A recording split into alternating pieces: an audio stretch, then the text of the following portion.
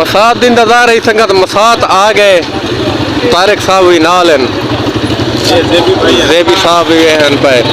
जुल्ले पे संगत दोस्त का पता करन चौक मुंडे आए खड़े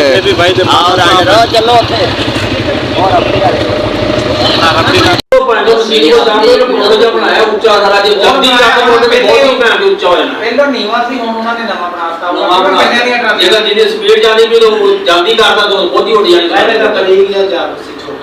छोटा बर्दाश्त करते बड़ा जंप जरा ना पूरी उठाऊंगा जितना मर्जी जंप होता है और घुमना नहीं बस एक पूरा होता है डेली यकदम में पता नहीं पड़ेगी यार इमरजेंसी बन गई कोई पता नहीं लगता दमना क्या बन क्या और बात यार अल्लाह का बड़ा शुक्र है यार बड़ा मेहरबानी हुई बात करें इधर जाओ जिम्मे तो चाबी जेडे सारे छिया अपना जो अपने सूरज ग्रहण की साडी नहीं जल्दी मेहंदी वो मैं खुदा दा वास्ता छोटी मेहरबानी बड़ा मेर मसला जल्दी ना आ जब दबोच कर पाएगी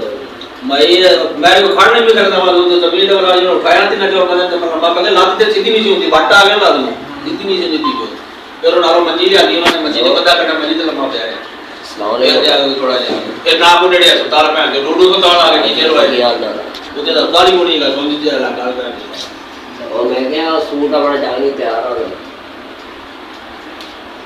क्या सूट अपना चकनी तैयार है दर्दी का कितना चकना चौक तो केड़े दर्दी को रमजान को चल ठीक है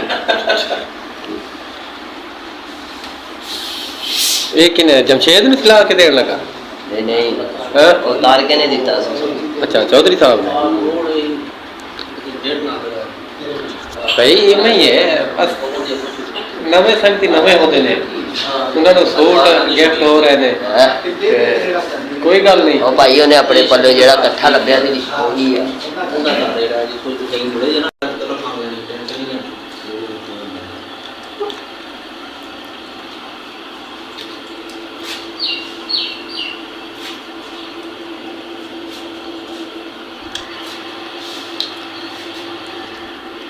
रस्सी तो फिर अपना मोटरसाइकिल चलाओ जेड़े बेचारे दूसरे पोते रेडी से रख के ला असल में जो छेती होने छिने बच्चे लगा होते बैग स्कूल तक रास्ता में आ जाएगा ताज वो बोतला बोल ना ये ताई नहीं देना ओने बडेरी तो मैं लिटर नहीं खाते जिन्ने तेरे को खाते नहीं यार ये पे पढ़ता गया ना पहली तब काशी को सो बिल्लो मेरे के पता ओके बिल्लो खोली में बिल्लो मशीन होती है खोलियो तो कुछ मैं आया बाहर मैं सुधी कुछ है बट 10 दिन दा भी अरे सुधी सारी सफाई करना हां उसका बिल्कुल जहां मेरा बटन मारे ना कि वो झाई होई थी ओदे ते माल पे आ रेड सी ओदा टाइमर पूरा आया ते माल बेच गया दौड़ मैं जो करना पे बोल दी कुर्सियां बाहर निकल गई चादर भी तो पा गई मैं तो मतलब काम करता ए तो गया भज ये बड़ा चीज पिकड़ा दी फोटो ते कोल मैं कर तो बड़ा उत्तो भी लगे 5-7 रुपया मैं गया तुसी भी कहने से सफाई दी